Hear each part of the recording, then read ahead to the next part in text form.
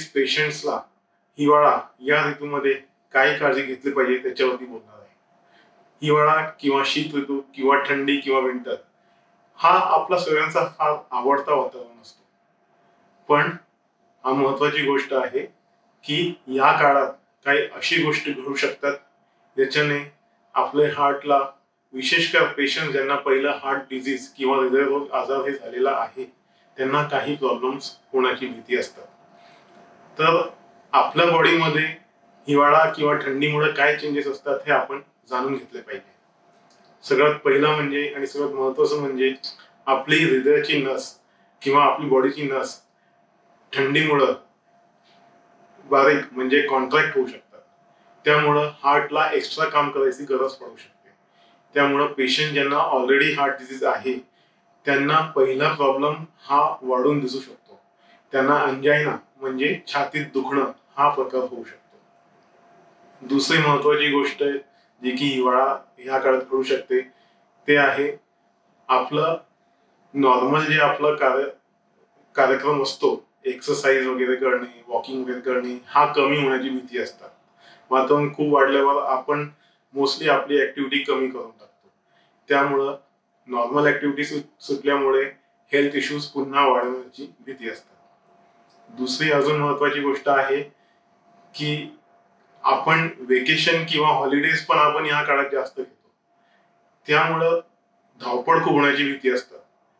Patients ज्यांना already heart disease झालेली आहे त्यांनी एकदम धावपळचा कोणता काम करायला गेलं की पुन्हा प्रॉब्लेम वाढतो.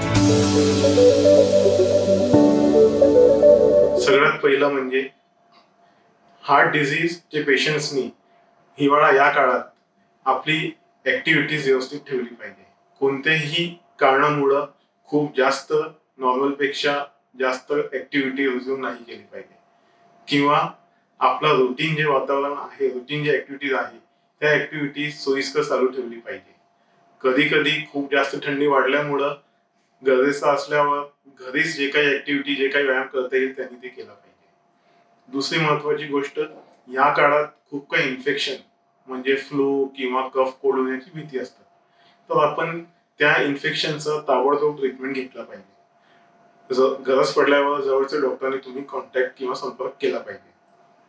तिसरी महत्वाची गोष्ट, ह्या काळात हार्टच्या पेशंटनी वेकेशन वगैरे प्लॅन करायचे असेल तर त्यांनी औषध आणि डॉक्टरांची सल्ला व्यवस्थित घेतल्यानंतरही हे जी ट्रिप किंवा जे सहल तुम्ही प्लॅन करणार असेल ती चालू केली पाहिजे. तर ही काही गोष्टींकडे आपण लक्ष दिलं तर हिवाळा हा एक अतिउत्तम वातावरण आहे. फारसा आनंद येतो आपल्याला काम करायला फारसा कंटाळा येत नाही. या वातावरणाचा आपण चांगला आनंद असा घेऊ शकतो. तर माझी तुमच्याकडून हीच अपेक्षा आहे की तुम्ही वातावरणानुसार तुमची कार्यक्रम ऍक्टिव्हिटीज चालू ठेवणार आणि कोणतीही इश्यू किंवा कोणताही स्वास्थ्य संबंधी प्रॉब्लेम असल्यावर आमच्या हॉस्पिटलला किंवा आम्हाला कधी तुम्ही कॉन्टॅक्ट करू शकता.